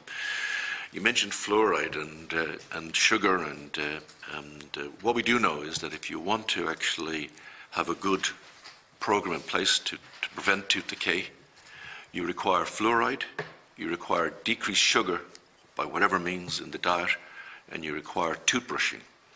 We can teach children through proper systems to brush their teeth. We're working as an IDA, and we have done quite clearly in trying to actually decrease the amount of sugar people take, and that's one of my, as president, I'm going to be pushing a lot of support for that. I think we need to inform people of how they get sugar, because mothers and fathers don't know. People who train sport believe, let's give them a sugar treat, and they get a sugar treat at the end of training, which is absolutely the wrong thing to do. They should get an apple if they want, or something like that, or even a toothbrush, but they shouldn't get a sugar treat. Fluoride has been shown by all the research that's available at present, and research needs to continue. It's been shown to be the most practical, the most cost-effective, and the most safe way to help manage caries. Unfortunately, in the strategy that's been put to us, it's seen as everything, and it's not. I mean, many places don't have fluoride, and those places need, for children older than 2, they need topical fluoride, they need fissure sealants, they need varnishes, and that's not part of this national oral health policy or strategy. And if we can't actually prevent decay developing in the younger people, we have a serious problem for the future. So with regard to fluoride, if you're pushing that, we'd be pushing toothbrushing, we'd be pushing decreased sugar of any type, and we'd be pushing fluoride. And I really can guarantee you all the research so far shows it to be safe at the levels recommended by Europe in the application of fluoride.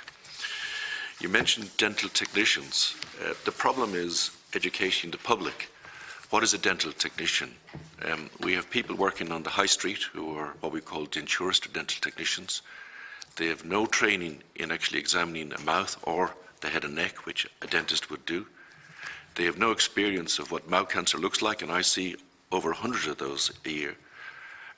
They are actually dangerous, and in fact, many of them who provide treatment to patients are actually assaulting a patient, and it should be taken up by the Gardaí as an assault. We go to clinical dental. A dental technician who hasn't had hasn't the clinical training to look into somebody's mouth, if they take it upon themselves to go outside their remit and start examining someone's mouth, it's essentially a form of assault. It's a form of assault. If we take clinical dental technicians, which are a different group of people, there's not a huge number of them, but they work very closely with general dental practitioners and, in fact, with hospital specialists and consultants. They are trained to a very high level. They actually know their scope of practice. They know what they can do and can't do. And in fairness, it's well supported by Irish Dental Association and hospital practice. But the clinical dental technician is a complete different person to the dental technician that we know, or the denturists who actually are, in many cases, providing illegal dentistry to patients. Anybody who provides direct access must have a scope of practice and must be compulsorily regulated. I think I've answered most of your questions, but just to go back to Dr. Durkan, I think orthodontics is a very sexy name. Everybody likes to talk about it, and they certainly do an extraordinarily good job, and many of my very good friends are orthodontics. What's forgotten about when you come to the orthodontic thing is the other aspects of dentistry that work very closely with our orthodontists, and I'm talking about restorative dentists, and I'm talking about periodontologists, and I'm talking about endodontists, and I'm talking about oral surgeons and maxillofacial surgeons. We all work very closely, and part of the problem of orthodontics is a mother and father quite correctly are worried about their child, bring it to all the TDs, highlight the orthodontics, and the rest of dentistry and the specialisation that we've talked about are sometimes forgotten. You know, I have a daughter, I have 4 children. I want them to have nice teeth, as does every parent, because it's very important. And I'm supportive of what they've achieved. And I agree with Mr. Durkan. Dental care is not just about orthodontics. It's about the whole of the dental team providing a service to the patient to make sure they have what Minister Harris said, equitable and the highest quality of oral health. I don't know if I've answered all your questions, but... In terms of how you, as an organisation, as a group, were affected by FEMPI, and the was it 2 examinations a year you used to get, and then it was cut, and then it's come back? Isn't that right? 2 examinations on your stamp, on your PRSI. Yeah, well, there were a number of changes introduced around the FEMPI time. So what you're referring to is the PRSI dental scheme. So yes, there were, it provided to have examinations twice a year. It's now once a year. It went to 0, didn't it? Did it go to 0? No, it went to 1. It went to 1, and it was the only treatment available. So there were free and subsidised treatments above and beyond the examination under the PRSI benefit scheme. The fees were cut to the dentist. Under the medical card scheme, in terms of FEMPI, that was separate, yeah. Yeah. So that was the PRSI scheme. There were also changes made to the medical card scheme. There were 2 aspects to that: the cut in fees to dentists, but also there was severe restrictions on the range of treatments that would be provided to the patients. And in fact, in terms of the consequences, the restriction on the range of treatments was far greater. I mean, obviously, dentists are unhappy that their fees were cut, but from the point of view of patients, the severe restrictions. So previously, it was an open-ended scheme with certain treatments explicitly provided for. There were 2 changes made. It moved to a capped or budget-led scheme. So previously, it was a demand-led scheme. It's now a budget-led scheme. And secondly, there were changes made in some treatments which were previously covered automatically were no longer covered, or some were still available, but you had to seek approval or permission, and that's sometimes given and sometimes not. So it was the FEMPI consequences were many and varied for the 2 schemes, but the consequences for patients, as was said earlier, is increased presentations with far more advanced difficulties. So in terms of, as a treating dentist, before the FEMPI changes, these open-ended schemes, if you saw a person with a medical card with a particular, you knew you could plan a pathway of treatment without getting approval from, I assume it's PCRS pays you, I don't know who pays you. So now you'd kind of have to go back with a treatment plan and get approval before you could proceed. So would it be true to say maybe it's hindering? It's hindering the progression of a treatment pathway? It's absolutely hindering it. So, I mean, the medical card patients were never given access to all dental treatments. So obviously the likes of implants and crowns or whatever were never part of the scheme. But the scheme in simple terms was, you know, the essentials, the routine treatments. So what happened after 2009 was there was a scaling back, a reduction in the number of routine treatments that were now going to be covered automatically. There were some treatments which could, on application to the HSE, be approved. But the short answer to what you're asking is yes, obviously the dentist sees the patient and draws up a treatment plan. The treatment plan will encompass some treatments which are covered automatically by the medical card, some which can be applied for, and some which are never going to be covered.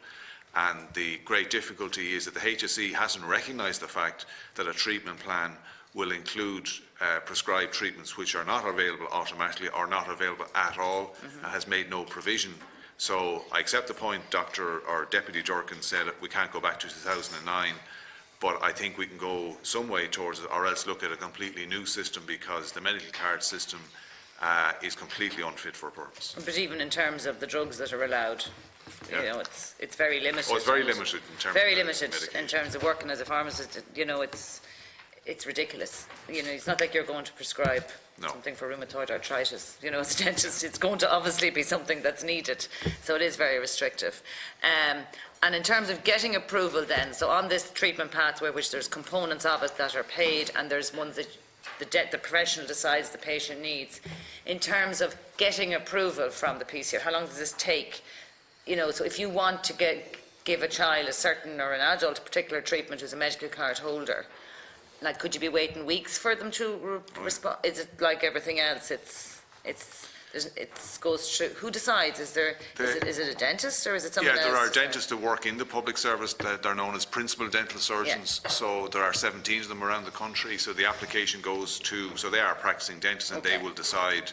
And again, it's a decision which is largely informed by you know what presents, but also you know what budget is available. So it wasn't previously restricted by budget, it is now.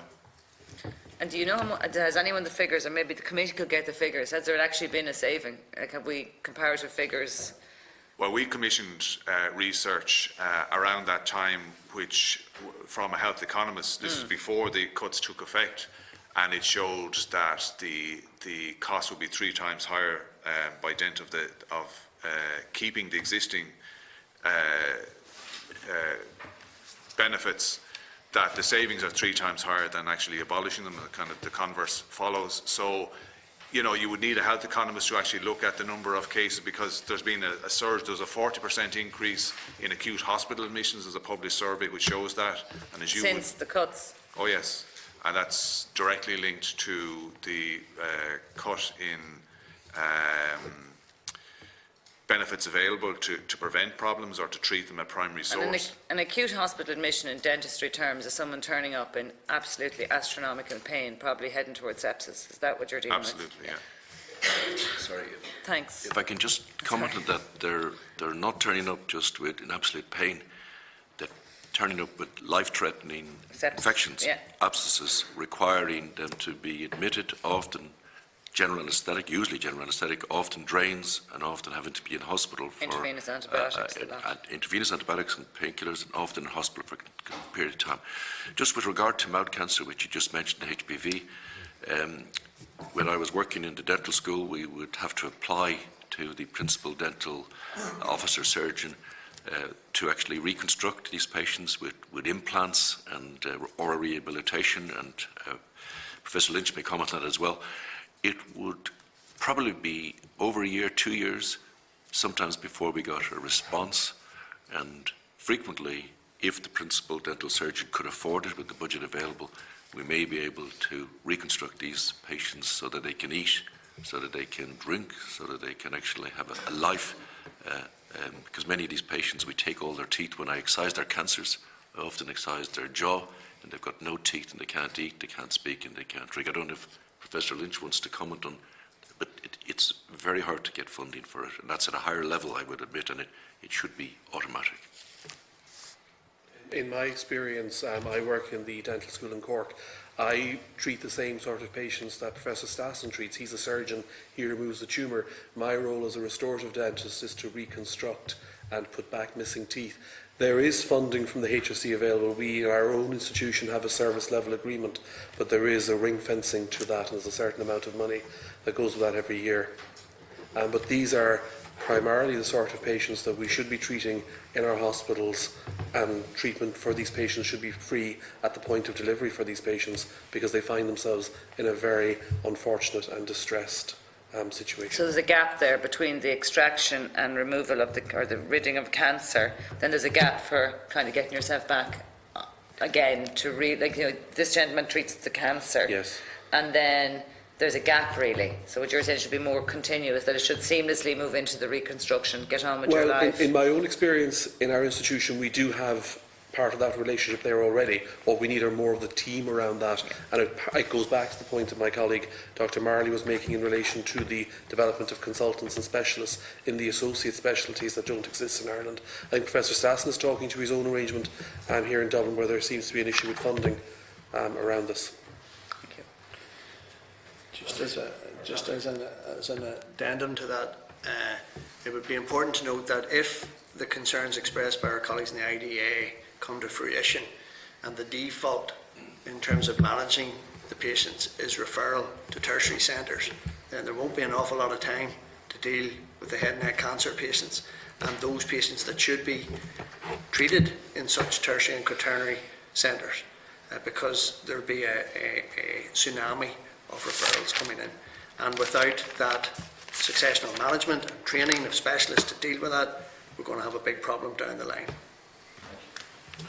Thank you all very much. Thank you. Just to return to issues of policy in relation to this new oral strategy, health strategy, how does it fit into the Sláintecare strategy? I know Sláintecare was mentioned earlier, but can this oral health strategy complement Sláintecare, or are there overlapping elements within Sláintecare? Because Sláintecare, one of its fundamental principles is to provide care on need, not on the ability to pay. And obviously Sláintecare encompasses dental care as well. So how can Sláintecare be implemented within this oral hygiene or health strategy? Well, I attended a meeting yesterday where Laura McGahey made a presentation on the progress with Sláintecare, and she specifically mentioned the publication of the oral health policy, which was welcome. So it does fit in, and there is reference made in the document to this being consistent with Sláintecare, and we would agree that if one of the essential principles of Sláintecare is actually meeting need, then that should apply certainly no less to oral health. And we'd be very keen to make sure that that's actually the approach taken. So can the dental community provide what Sláintecare proposes, that there would be access at no or low cost funded by the state, that there would be perhaps a number of free visits for children in particular, but for adults as well, incorporated into the contractual arrangements, that dentists have? I mean, what are the contractual arrangements that dentists have with the HSE? Well, currently 9 out of 10 adults, 8 to 9 out of 10 adults are entitled to a free dental examination because they are covered by either the medical card scheme or the PRSI scheme. So yes, the profession currently provides examinations to practically everyone. And likewise, when children are seen in the public service, there's no charge. So there is no charge to the overwhelming majority of adults and to children under 16. The question is, are there sufficient resources in place to allow that? Not everyone is going to avail of it, obviously. And yes, I mean, I think dentists dentistry is all about prevention, and that people would like to see far more focus on prevention. And to be fair, in the oral health policy that's recognised, but actually making it happen does require supports. So, you know, one of the points, and you'd be familiar as a medical doctor, there's significant free care available to patients seeing their doctor, and that's met by the state.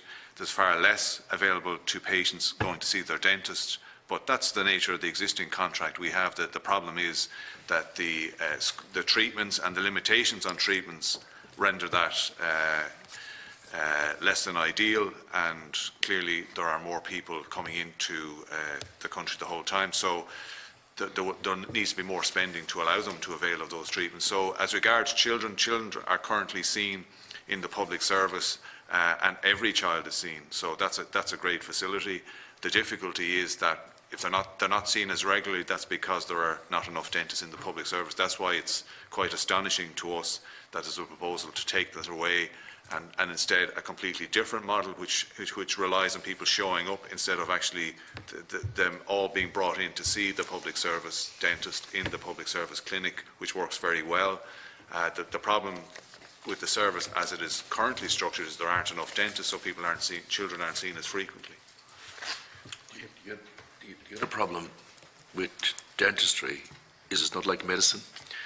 An examination of a child takes a relatively long time for a medic to see it, but for a dentist it's not just the examination, because many of these children do require treatment, and that treatment is seriously restricted for the general dental practitioner by the present system to be able to provide. So if they require preventive treatment, toothbrushing and things, that can take a lot of time. If they require fissure sealings and fillings, they take a lot of time. And even if they unfortunately require an extraction by a general practitioner, that takes a lot of time. So the examination is free, but the rest of it is not really. I think that's fair, isn't it? So most of what we do in dentistry is prevention and as little treatment as possible. So we're slightly different to you as doctors. When you do your examination, you check the patient to make sure there's nothing serious, which is quite right, and can manage to treat them. And they probably maybe come back in a week to check they're okay. But in dentistry, it can be at least maybe up to 6 weeks to 2 months before you've actually undertaken the proper treatment. And unlike doctors, everybody's afraid of the dentist. And so it takes a lot of time for us to handle children. So is there an issue that the services that are available at the moment are more directed towards extraction rather than conservation? You know, you've hit the nail on the head. The services at the moment are encouraging extractions. You can go and have one filling. I'm not the expert on that side of things because that's not what I deal with. But if you happen to have other disease, you can't treat it. It's left. It becomes an infection, and you have to have the tooth extracted. So the number of teeth being extracted at present are significant, and they don't need to be extracted. But Fintan will explain to you the details of the programme. Yes, I mean, the unfortunate difficulty is that the problem becomes more pronounced as obviously children get older. So if they're not seen at an early stage, then the likelihood is that extractions are more probable than otherwise. So there are severe difficulties at present, but that's simply in the first instance because of diet and those mention made, and the need for greater health promotion and prevention messages. But then when children are seen, they ought to be seen in 2nd, 4th and 6th class. That's what the policy says. It's actually suggested in the oral health policy that is happening. It is not happening. In many parts of the country, children are only being seen for the first time in 6th class. So they're 10, 11, 12. That's way too late. And if you're only being seen at that stage, then the likelihood is you're going to present with scenario where there will be far more extractions than saving of teeth or preventing extractions. So, you know, if children were seen earlier, be it in private practice or in the public service, then a lot of this could be avoided. Thank you. And just one other question. In relation to orthodontics, there has been an issue, I think it's in the Mid-Leinster area, where going back to 1999 to 2002, there were issues in relation to the suspension, I think, of orthodontic services where children were not properly followed up following that suspension. This committee in 2005, I think, and later dealt with this issue. There was a report commissioned in 2015 by 2 external dentists from Wales, I think, to look into this issue, which hasn't been published yet. Do you know what the situation is in relation to that? No, I mean, the HSE is managing that. We know no more than has appeared in the media. Okay. Thank you. Now, Deputy Murphy. Thank you, Apologies, I had to slip out for a while, but we're asking the Minister questions today. So I'd like to welcome you here this morning, gentlemen, and to say I really admire you for standing your ground and not accepting things and yet doing it in such a dignified manner. So well done. The name of this is Smile and Slánta, and you're obviously not smiling, so maybe we should consider a name change. I just wanted recorded, please, Chairman, that I am very disappointed that there's no representative from the Department of Health here this morning. I actually spoke about this before. You're speaking to the converted here, whereas if the Department of Health were here, I think they would, well, hope, would take on board what you are saying. So it's kind of like now Durkan, Lum de Durkan lay, if we're passing on, you know. So, and I do acknowledge this into an apology, but surely there was someone or should be available. Invite them in on another occasion, so okay. We will pursue them, yes. That's good. I'm also amazed that, that there was no consultation. In my opinion, if there's any plan, the people who are directly affected obviously should be, their opinion should be taken on board. So it actually beggars belief that you weren't consulted. And Mr. Stacey, you said that people are afraid of the dentists, but it seems that the Minister is definitely afraid of the dentists anyway. And I know you're awaiting a meeting with the Minister, which I hope will take place. And I know you've made known your views about the lack of consultation. Has he acknowledged that in any way? Has he picked up the phone and spoken to anyone, or replied to emails personally, or like, is he aware of the extent of your horror, I suppose, at not being consulted? Well, I think he'd be aware of comments that we would have made, which have been reported in the media, but we have written to him and looked for a meeting, so we haven't at this stage received a reply. We wrote after the publication, I think it was the 2nd or 3rd of April, so we haven't yet heard back from him. We'd hope to meet him sooner rather than later. Yeah, I think it's important that, you know. Can I just add to that? I think it's hugely important to know that there's a little bit of a difference of opinion here. You've heard from the College of Surgeons and you've heard from the Irish Dental Association that there has been no engagement. It has been a tick box.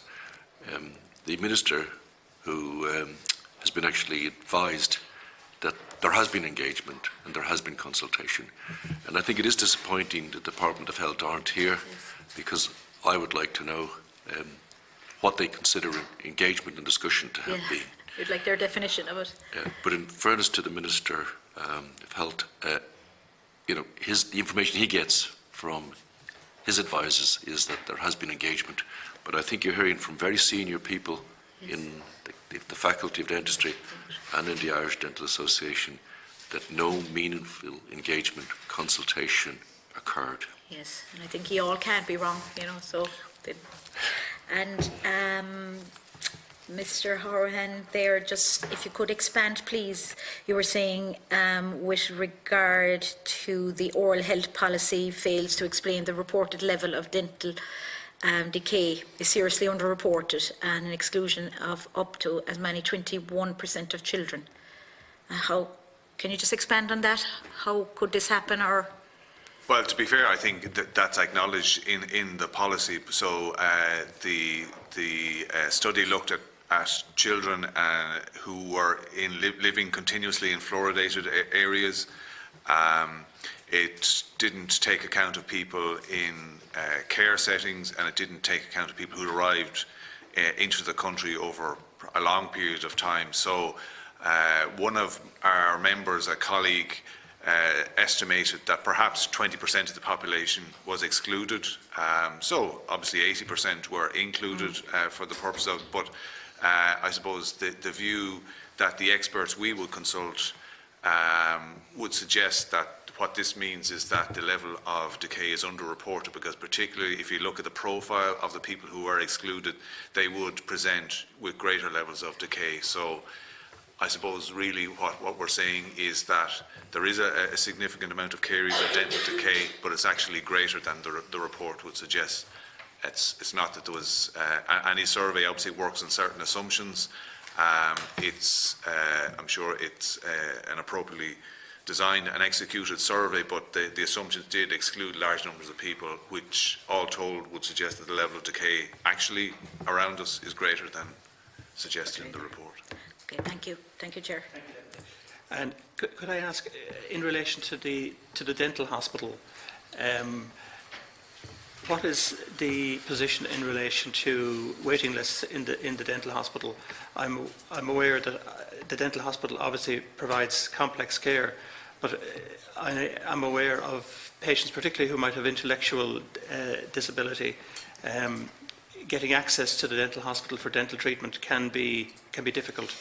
What is the situation in relation to staffing and consultants in the dental hospital?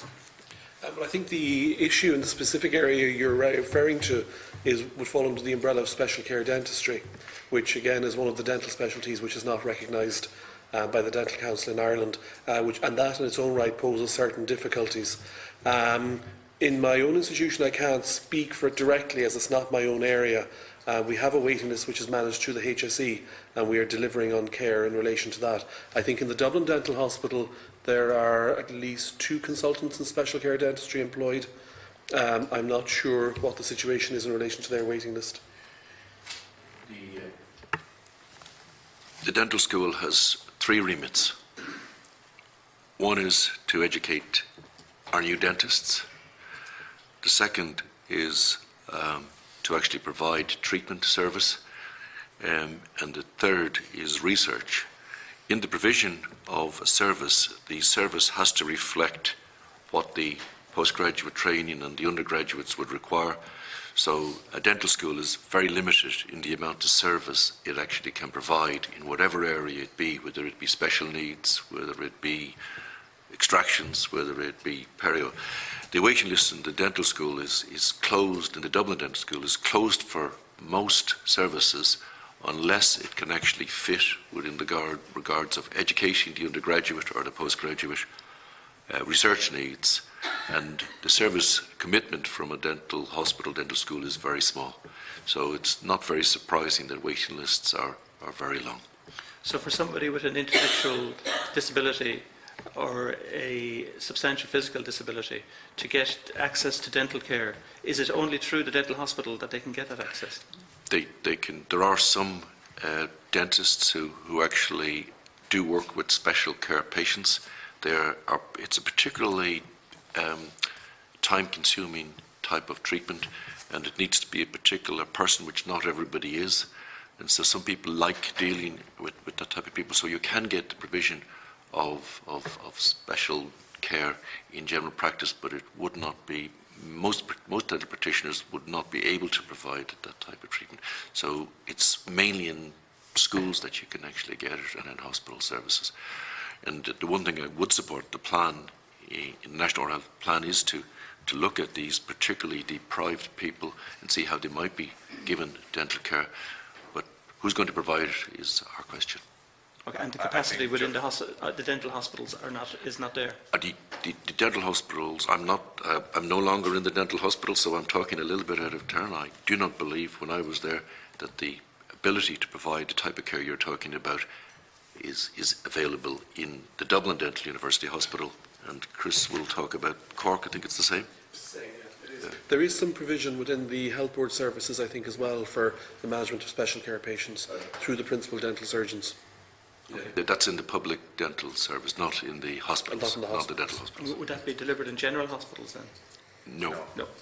It'll be in HSE clinics, so notwithstanding that there isn't a recognition of the specialist qualification, there are a number of dentists who work for the HSE public dental service, so this would be accessed, they'd be managed by the principal dental surgeon, so there's a regional service, and there would be dentists who see special needs, special care patients in the HSE as opposed to the dental hospitals.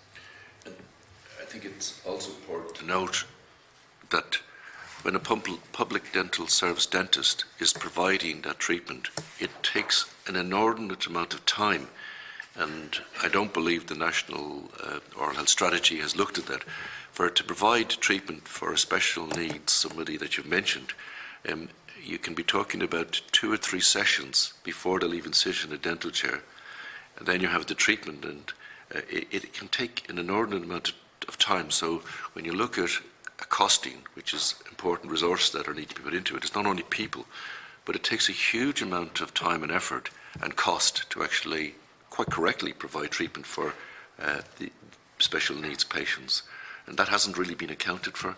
Everybody thinks that every dentist can provide this treatment, but if you came to my practice, and I'm not a general dentist, and I had to see you 4 times, and I'm paying for my premises, I'm paying for my nurses, I've got no input from anybody else, that's a huge cost, and that hasn't been addressed. And does the oral health strategy No.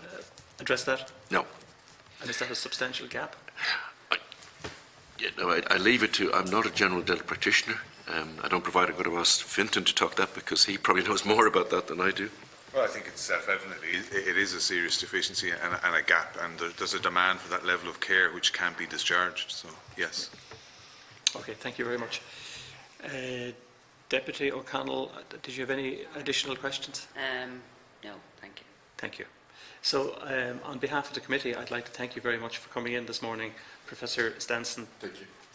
Stanson, Fintan Howerhan, and Dr. John Marley, and of course Professor Chris Lynch. Thank you very much. We will be engaging with the Department of Health at another session, so we look forward to hearing their views. Thank you very much. Thank you very much. Do we need to come along when they come along to actually listen? We'll think about that. Thank you. Thanks very much. So, members, we're now going to suspend until 12 o'clock. Oh, sorry. Sorry. Just through the chair, going forwards, and given the limited amount of time that we have here to extract an awful lot of data from, and you've had an awful lot of reading to do, I was wondering, going forwards, is there a potential for questions to be put to the members in advance that we could provide a more structured reply rather than sometimes on the back foot?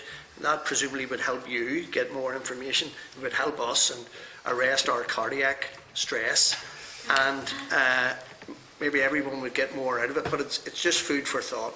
Okay. Yeah, Thank you very much. Thank you very much. So we are now going to suspend until 12 o'clock, where we will hear from officials from the Department of Health on the heads of the bill to establish the cervical check tribunal.